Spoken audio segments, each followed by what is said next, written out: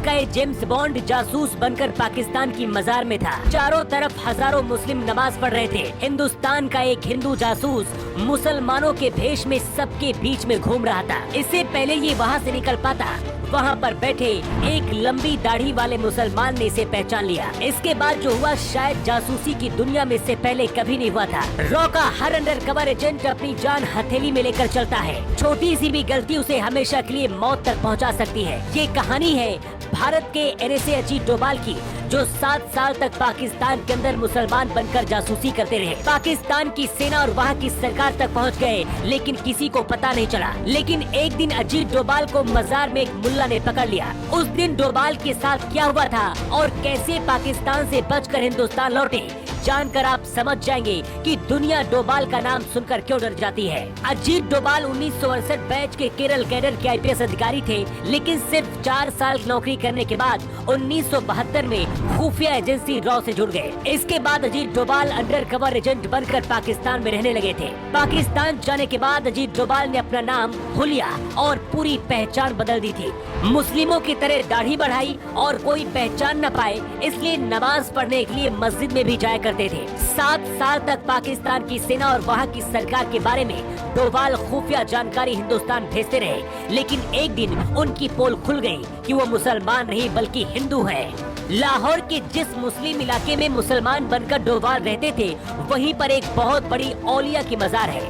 यहाँ हजारों मुसलमान हर दिन दुआ करने के लिए जाते हैं। एक दिन जब डोभाल यहाँ पर पहुँचे तो यहाँ पर लंबी दाढ़ी वाले एक मुसलमान ने उनको अकेले में बुलाया और कहा कि तुम मुसलमान नहीं बल्कि हिंदू हो। कुछ देर के लिए डोभाल को लगने लगा था कि अब उनकी मौत निश्चित है, क्योंकि उनका राज खुल गया है और जेल में अब उन्हें डाल दिया जाएगा। इससे पहले वहाँ पर कोई कुछ समझ पाता, उस शख्स ने डोभाल से कहा कि तुम्हारी तरह मैं भी हिंदू हूँ और यहाँ पर मुसलमान बनकर मैं भी रह रहा हूँ। उस शख्स ने डोभाल से कहा कि तुम्हारे कान छेदे हुए हैं, ऐसा सिर्फ हिंदुओं में होता है, अपने कानों की सर्जरी करा लो, नहीं तो तुमको यहाँ पर कोई पकड़ लेगा। वो शख्स डोभाल को अपने घर भी ले गया, जहाँ पर छुपकर वो हिंदू देवी देवताओं की पूजा करता था।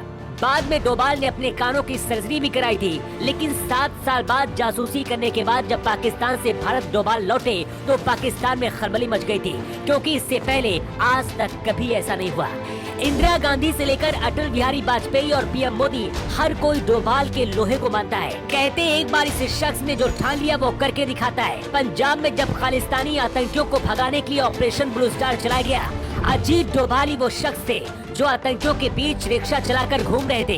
पूरी खुफिया जानकारी इकट्ठा की और फिर पूरे ऑपरेशन को अंजाम दिया गया था। कश्मीर से आतंकियों का सफाया हो या फिर चीन के खिलाफ ऑपरेशन, बिना अजीत डोभाल के PM मोदी भी कोई कदम नहीं उठाते। पाकिस्तान में जब सर्जिकल स्ट्राइक हुई, उसकी पूरी प्लानिंग करने वाला कोई और नहीं बल्कि अजीत डोभाल थे। डोभाल 2005 में रिटायर हो गए थे, लेकिन जब मोदी 2014 में प्रधानमंत्री बने तो डोभाल को हिंदुस्तान का राष्ट्रीय सुरक्षा सलाहकार यानी कि NSA बना दिया गया। हिंदुस्तान के जेम्स बॉन्ड की प्लानिंग और अंडर कवर ऑपरेशन किया गए रूस और अमेरिका की खुफिया एजेंसी भी कुछ नहीं है। अजीत डोभाल की ताकत आज पूरी दुनिया मानती है और भारत की तरफ देखने से पहले चीन और पाकिस्तान जैसे देश एक बार अजीत डोभाल का नाम जरूर याद करते हैं। जो कारनामा अजीत डोभाल ने कर दिखाया है, शायद आज तक जासूसी की दुनिया में किसी ने नहीं किया। वैसे डोभाल को लेकर आपका क्या कहना है? अपनी राय आप कमेंट बॉक्स पर लिखकर जरूर बताएं।